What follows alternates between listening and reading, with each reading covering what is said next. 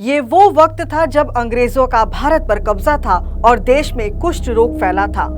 ऐसे में भारत में ईसाई धर्म के प्रचार के लिए भेजे गए एक पादरी ने मौके का फायदा उठाया और जहां रोगी दिखा उसे ये बताया कि तुम ईसा मसीह के शरण में आ जाओ, सब कष्ट दूर हो जाएंगे।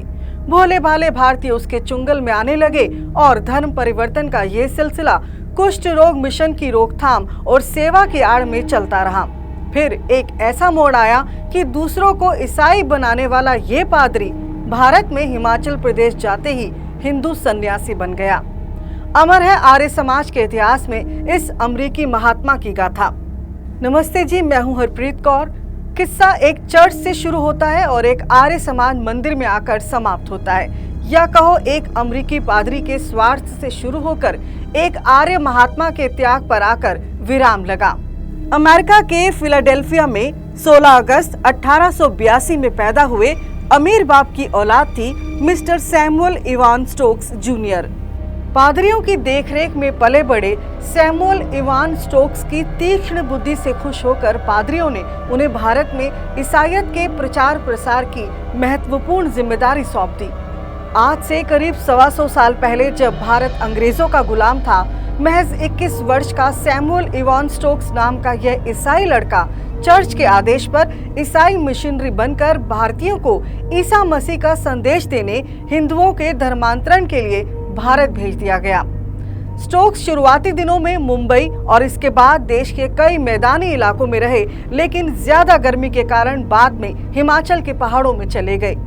हिमाचल प्रदेश के कोटगढ़ में थानेधार से 6 किलोमीटर की दूरी पर 1843 में अंग्रेजों द्वारा बनाया गया एक चर्च था।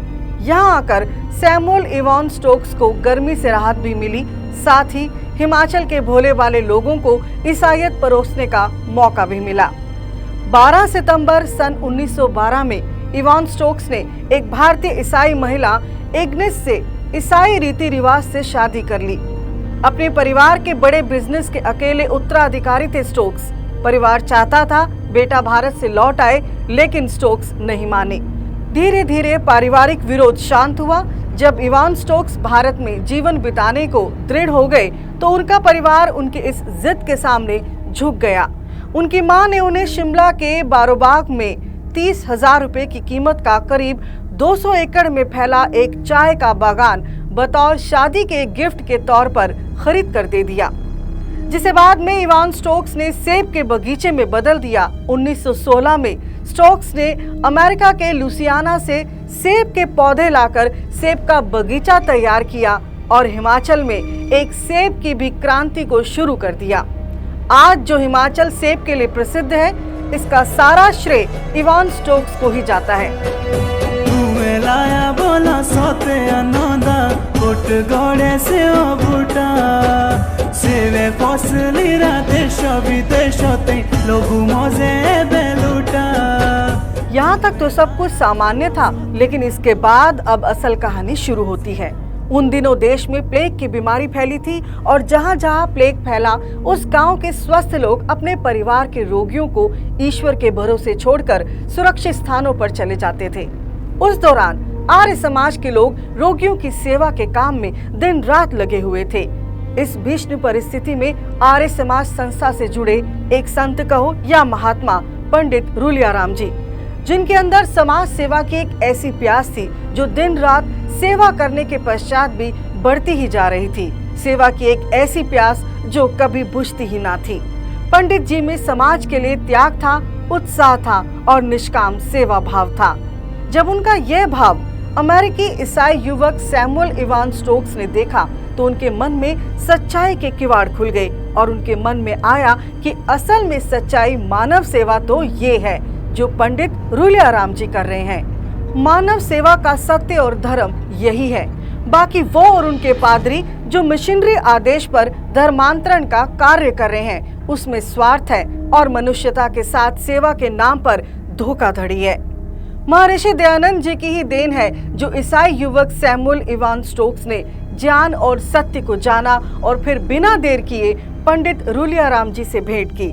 फिर स्टोक्स ने मुड़ के नहीं देखा और रुलियाराम जी से सत्य सनातन वैदिक धर्म के बारे में जाना, त्याग और सेवा का मर्म समझा, धर्म का सही अर्थ सीखा।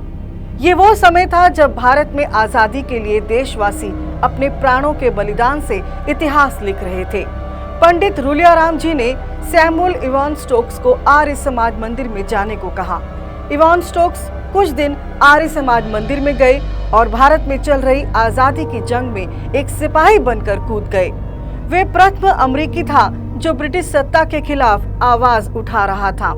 यानी आर्य समाज की विचारधारा से प्रभावित होकर सैमुअल इवान स्टोक्स एक ऐसे क्रांतिकारी बन गए जिससे ब्रिटिश हुकूमत डर गई।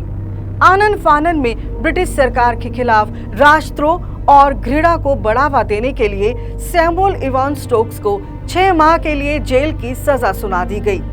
कहा जाता है जब कुछ अच्छा होना होता है तब श्राप भी वरदान बन जाता है। इवान स्टोक्स को 6 माह की ये जेल ब्रिटिश हुकूमत और ईसाई मिशनरी दोनों के लिए श्राप बन गई और भारत के लिए वरदान, क्योंकि जेल जाते ही इवान स्टोक्स की मुलाकात लाला लाजपत राय जी से होती है और लाला जी भी उन्हें सबसे पहले पढ़ने के लिए सत्यार्थ प्रकाश ही देते हैं। सत्यार्थ प्रकाश को पढ़ते पढ़ते इवान स्टोक्स ने लाला जी के अंदर देशभक्ति की अनोखी अलख देखी, महर्षि दयानंद सरस्वती जी के बारे में जाना और समझा, समाज के प्रति उनकी सेवा भावना के कार्यों से प्रेरित हुए, सत्यार्थ प्रकाश का अध्ययन किया। अब सैमुअल स्टोक्स भारतीय स्वतंत्रता आंदोलन में भाग लेने वाले एकमात्र अमेरिकी बन गए। जेल से बाहर आकर उनकी वैदिक दर्शन पढ़ने की इच्छा प्रबल हो गई। उपनिषद, वेद और मनुस्मृति का अध्ययन किया और वर्ष 1932 आते आते एक अद्भुत घटना घटी और इवान स्टोक्स का हृदय परिवर्तन हो गया। स्वयं को वेटिकन और ईसाइयत के जाल से मुक्त करके सनातन वैदिक धर्म अपनाकर अपना नाम सैमुअल इवान स्टोक्स से बदलकर सत्यानंद स्टोक्स कर लिया और सच्चे ईश्वर की खोज में निकल पड़े। उन्होंने अंग्रेजी में भागवत गीता का अध्ययन किया और फिर इसे समझने के प्रयास में संस्कृत सीखी और फिर वेद उपनिषद का अध्ययन किया। बारोबाग में ही घर के एक हिस्से में आर्य समाज मंदिर की स्थापना की।